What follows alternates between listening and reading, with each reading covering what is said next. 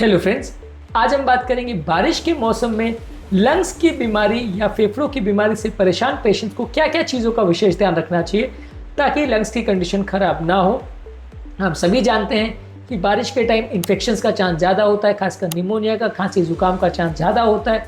लेकिन बहुत सारी और भी बीमारियां हैं, खासकर अस्थमा, जो कि बारिश के टाइम अक्सर बिगड़ जाता है। तो आज हम इससे रिलेटेड कुछ बातें करेंगे कि बारिश के टाइम क्या विशेष ध्यान रखना चाहिए लंग्स की बीमारी से पीड़ित पेशेंट्स को ताकि बीमारी बिगड़े ना।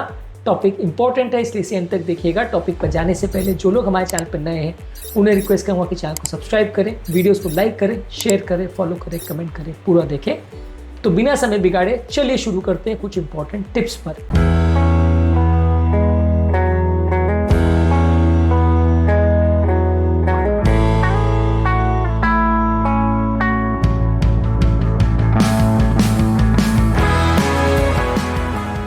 सबसे पहले जरूरी है कि घर की हवा की क्वालिटी प्रॉपर मेंटेन करिए। वातावरण में बहुत ज़्यादा ह्यूमिडिटी नहीं होनी चाहिए।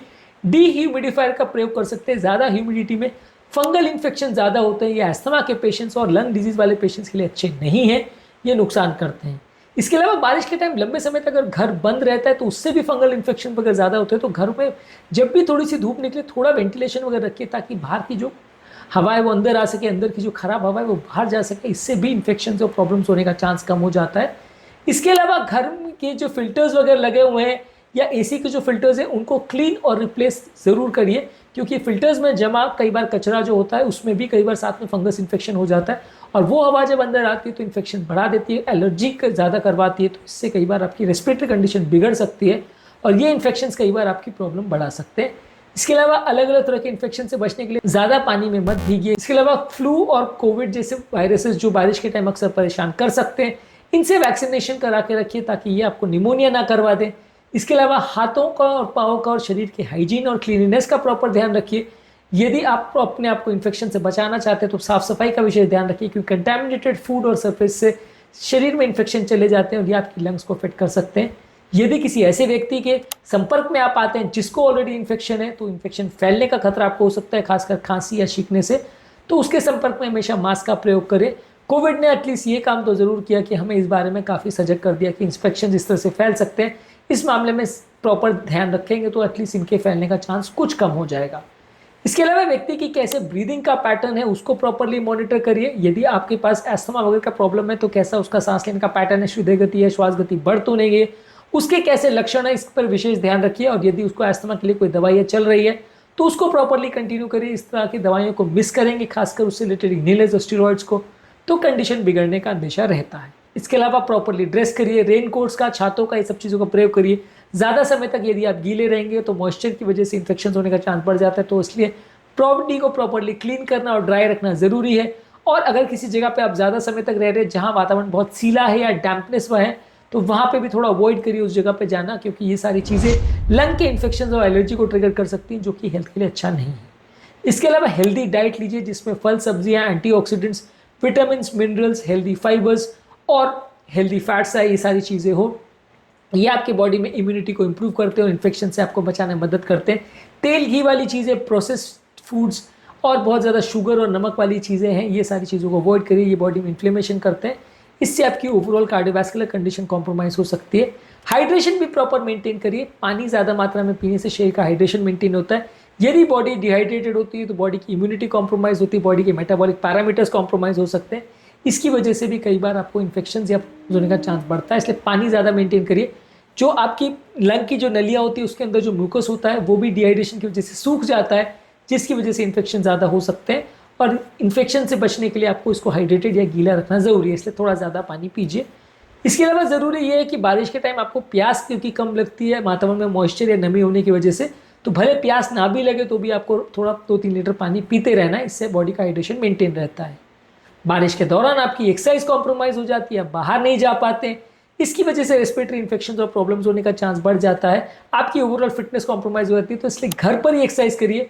योगा, प्राणायाम और इस तरह की जो भी एक्सरसाइज आप कर सकते हैं, एरोबिक्स है, डांस है, ये सारी चीज़ों करिए। और यदि बीच में बारिश रुक जाए तो जिम जाके भी एक्सरसाइज करिए। यदि आसपास में जिम है और वहाँ जा सकते हैं तो जाके एक्सरसाइज करिए। जहाँ तक पॉसिबल है अपनी एक्सरसाइज की कंसिस्टेंसी को मेंटेन करिए, उसे मिस मत करिए। ये हमारी फिटनेस को मेंटेन या बिगाड़ने में एक इंपॉर्टेंट फैक्टर होता है, क्योंकि बारिश के टाइम हमारी एक्सरसाइजेज अक्सर छूट जाती है। इसके अलावा अपने डॉक्टर्स के साथ रेगुलर फॉलोअप रखिए। बारिश के टाइम अक्सर एक प्रॉब्लम होती है कि बारिश की वजह से आपकी आधी अपॉइंटमेंट्स कैंसिल हो जाती है। आप जाते हैं तो कई बार डॉक्टर्स नहीं मिलते, तो कई बार आप उनसे अपॉइंटमेंट नहीं कर पाते। तो जब कभी भी मौसम ठीक हो उनसे रेगुलर मिलते रहिए। यदि कोई दवाई चल रही है तो उसे कंटिन्यू रखिए और उसे मिस मत करिए। घर की दवाइयाँ प्रॉपर स्टोर करके रखिए। कई बार बारिश की वजह से दवाइयाँ सीलन की वजह से ख़राब हो जाती है, तो इसका भी विशेष ध्यान रखिए। नहीं तो बारिश के टाइम कई बार आपका दवाइयाँ इनफेक्टिव हो जाती हैं, इनको लेने के बावजूद भी असर नहीं करती है। तो ये सब चीज़ों का भी विशेष ध्यान देना ज़रूरी है। जो भी मेडिसिन आपको लिखी गई है उसको जैसा प्रिस्क्राइब किया गया उसी तरह से लीजिए, और यदि उसमें कोई एडजस्टमेंट्स की आवश्यकता है तो डॉक्टर से डिस्कस करके वो एडजस्टमेंट्स कर सकते हैं। एलर्जी वाले पेशेंट्स को कोशिश करना है कि एलर्जेंस और पॉलन ग्रेन से थोड़ा बचिए।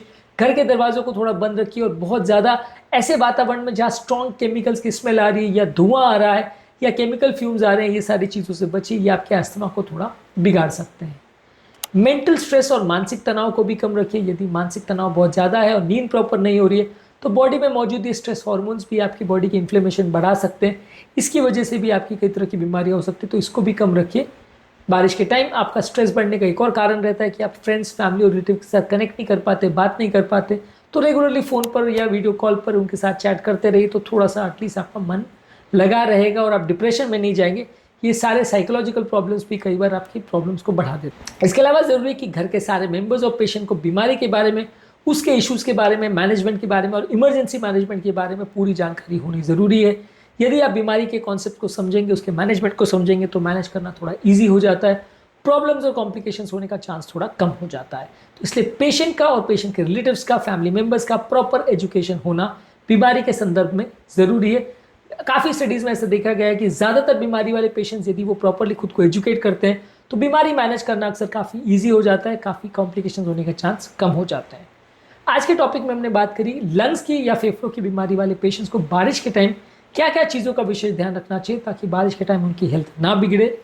इसके अलावा बारिश के टाइम क्या क्या तरह की प्रॉब्लम्स आती है उस पर हमने अलग वीडियोस किया है। अस्थमा के पेशेंट्स को बारिश के टाइम क्या क्या चीज़ों का ध्यान रखना है उस पर अलग वीडियो किया है, इनको ज़रूर चेकआउट करें। टॉपिक एंड करने से पहले जो लोग हमारे चैनल पर नए हैं उन्हें रिक्वेस्ट करूँगा कि चैनल को सब्सक्राइब करें, वीडियोज़ को लाइक करें, शेयर करें, फॉलो करें, कमेंट करें, पूरा देखें।